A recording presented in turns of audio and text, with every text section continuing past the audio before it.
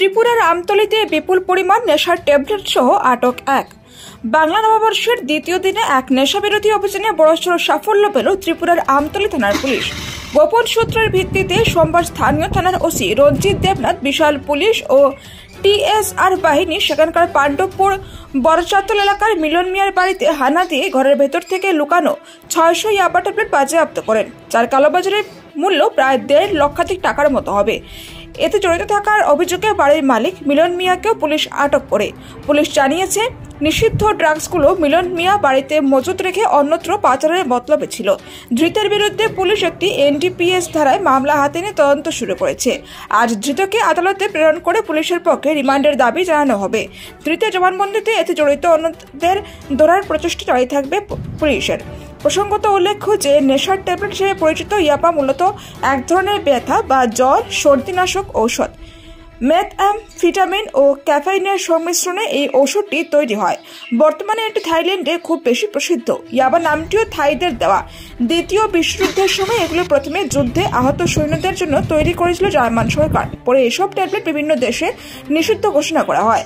বর্তমানে এগুলোতে হেরোইন বা ব্রাউন সুগার মিশ্রিত করা হয় বলে সূত্রের খবর। করিমগঞ্জ থেকে এস.এম. জাহির আব্বাসের প্রতিবেদন।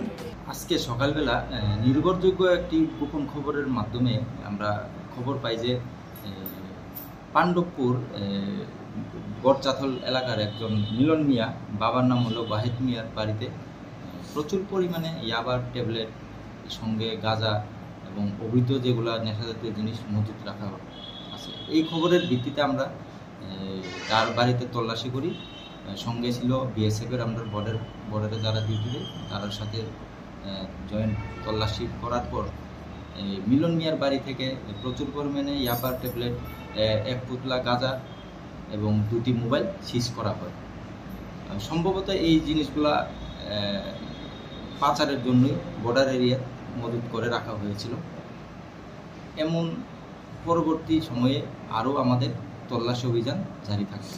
স্যার, যে অভিযুক্তকে আপনারা আটক করতে পেরেছেন তার বাড়ি থেকে যে মতিনগর সীমান্ত, স্যার কতটুকু দূরে হবে? বেশি দূরে হবে না,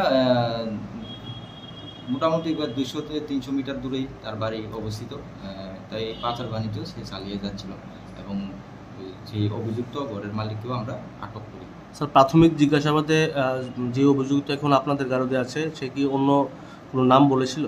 না, আপাতত কারোর নাম বলেনি। এমন তদন্তের মাধ্যমে এটা নাম জানা হবে, বের করা হবে, তদন্তের পরে দেখা হবে। আমরা জাস্ট একটা তদন্ত কেস রেজিস্টার, এনডিপিএসে কেস রেজিস্টার করার পর তদন্ত করা হবে। তখন আমরা যার আসল রহস্যটা উদ্ঘাটন করব।